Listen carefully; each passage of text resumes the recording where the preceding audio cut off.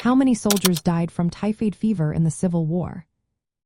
Have you ever wondered how diseases impacted the American Civil War? One of the deadliest was typhoid fever, a serious intestinal infection caused by the bacterium Salmonella typhi. This illness spread quickly among soldiers, primarily through contaminated food and water. The conditions in army camps were often unsanitary, with improper placement of latrines and a lack of clean water. These factors created a breeding ground for the disease. During the Civil War, approximately 75,148 documented cases of typhoid fever were reported among Union soldiers.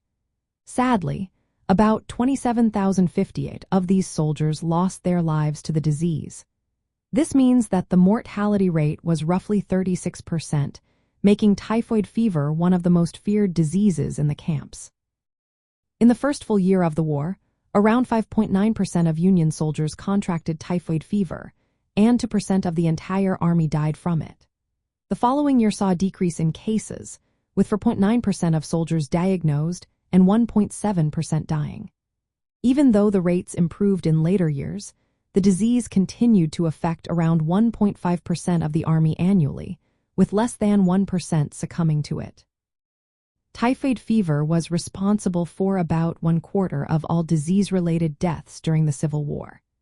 Considering that 2/3 of the more than 700,000 total soldier deaths were due to disease rather than battle wounds, typhoid fever played a major role in the overall mortality rate from illness.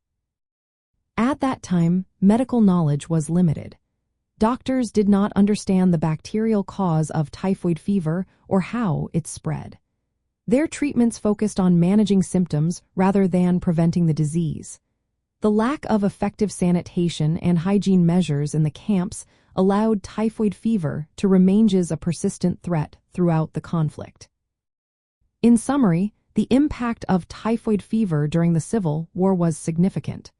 The disease claimed the lives of many soldiers, highlighting the importance of sanitation and health care in military settings.